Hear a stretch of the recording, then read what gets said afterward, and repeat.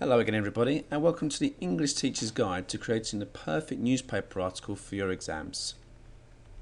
Firstly, and we might need to pause this in a moment please so you can note down your answer, how do you write a newspaper article? What are the different elements that you need to include, and how do you write it in a way that will help you gain perfect marks? So please pause this now and write down what you feel you need to do, because the method is arguably one of the most important things. Okay, so hopefully you would have something that looks a bit like this. Number one, we plan our content. It's always really important to plan what we do before we write it. That way we know the direction that we're heading in. We don't have to stop and waste time trying to think about what to write next. And it also means we feel more confident because we know what we're doing, just ticking off different sections as we go along.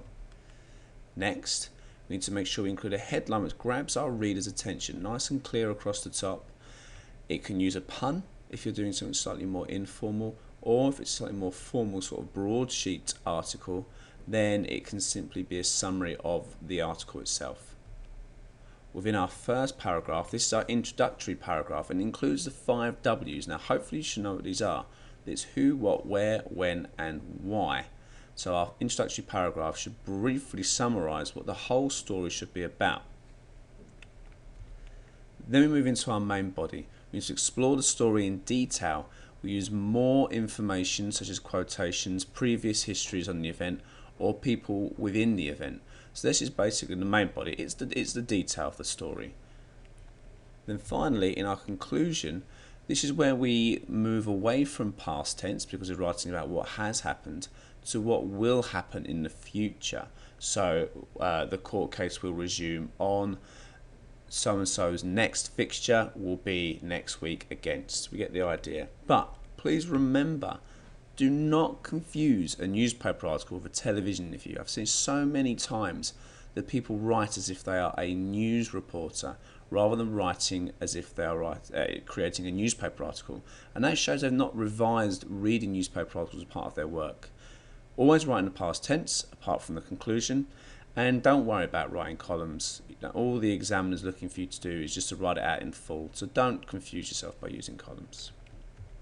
Okay, now within any language paper, any paper that's assessing your writing, you need to make sure you include these elements in order to get perfect marks as well. So again, plan the content. I keep mentioning because it's very important. Then we need to make sure it matches the purpose. So a newspaper article is always generally to inform. Make sure your piece matches the genre, so it has to look exactly like a newspaper article, although again remember we don't have to include columns. You need to use a variety of sentence types: simple, compound, complex. You need to use different sentence types for effects if we can.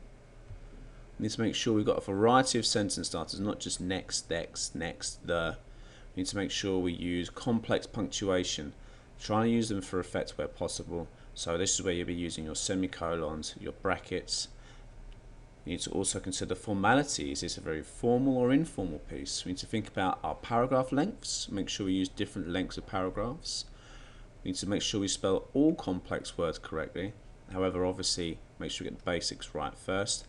Tip here, it's better to use complex words and spell them wrong than to just use simple words, because if you only use simple words and get them all correct, you are creating a ceiling for yourself in terms of the marks you can receive. Next, we make sure the whole text structure is effective. Does the whole piece link together? Do the paragraphs form a nice cohesive unit? We need to make sure our piece is interesting as well. That's really important. Now think about it. If your exam piece that's being marked is number 220 for the examiner, if it's not interesting, they're not going to be looking for the marks for you. So make sure that if it's an interesting piece, they're going to be more involved, more engaged in your writing, and therefore like it more and hopefully give you more marks.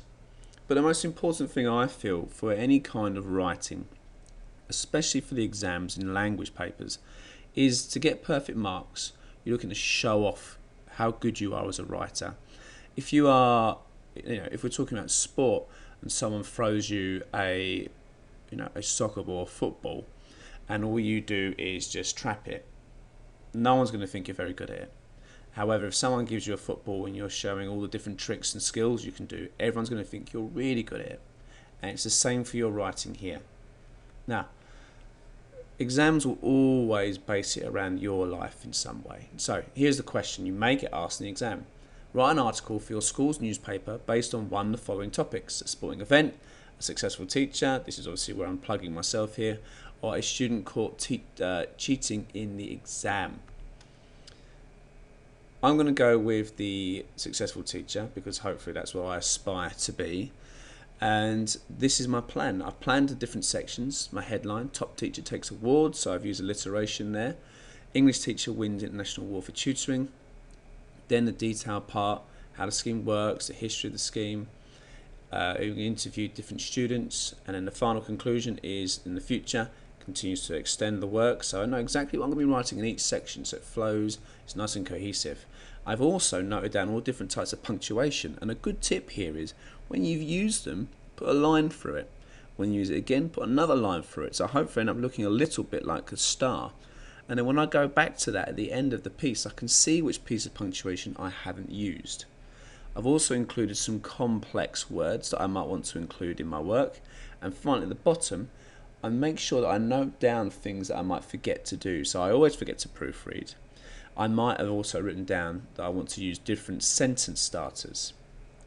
And that will help me immensely in my writing. Let's take a look at what the final piece of poetic marks will look like. So, top teacher takes top award.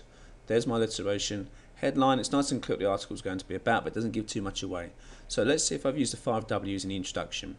So last night, so when, the English teacher who received the highest accolade possible for teachers, so what, where, in London, due to his incredible work this year, so why. There's my 5 W's, nice and clear, nice and easy. Everyone should now know what this article is going to be about. I'm now moving into the detail. The Teacher Oscars Awards ceremony, which takes place in Buckingham Palace, celebrates the most inspirational and successful teachers from across the world. Apart from the award received by the English teacher, the governing body celebrates teachers within a number of other categories, such as, this is my different types of punctuation, top primary school teacher, top middle school teacher, lesson of the year, most creative and most inspirational. Apart from the awards mentioned above, so now it's nicely linked together, nice and cohesive, our own English teacher, so again our own is because I'm writing for our school newspaper, so I'm fitting the task, was presented with Best Revision Guide Award, which he accepted with a clear sense of jubilation. As he approached the stage, the special guest presenter, Stephen King, proclaimed, "This award goes to a true dedicated practitioner who has worked tirelessly with young people around the world. The award can surely only go to one man, the English teacher." Notice I'm not saying things like we interviewed Stephen King, because that's the mistake people make when they try and imagine as if they were on a TV show rather than a newspaper article. Joined on stage by the rest of our school's English department, the English teacher looked visibly taken aback by the comments made and dedicated the award to all of the pupils who want to achieve the highest possible grades, work tirelessly to do that, but just feel they need that little extra bit of support. It's important to revise how you quote properly in newspaper articles, and as it's part of the sentence, I'd simply put a comma before and started in lowercase. Since working at our school in 2009, the English teacher has established himself as a top teacher who has brought success to numerous students over the years. One former pupil, who wished to remain nameless, felt, "He is fantastic," shorter sentence. "He always knows how to help us to get the best grades. I'm so glad he's been recognised in this way." Our headmaster also remarked that the accolade is fully deserved. He has always put the future of our students first, is truly dedicated, and is an inspiration for all the other teachers at the school. This is our final paragraph, so it should be in a future tense. When asked what he now intends to do, the English teacher vowed to continue to create work which helps future generations of students to achieve the highest possible marks. And that's it. Obviously you need to make sure you proofread, which I need to do in a bit more detail next time. Remember the methods. Remember all the elements of writing skills you need to show in order to get the perfect marks. And it's as simple as that. So keep revising hard. I recommend that if you need to revise reading newspaper articles, then you read newspaper articles.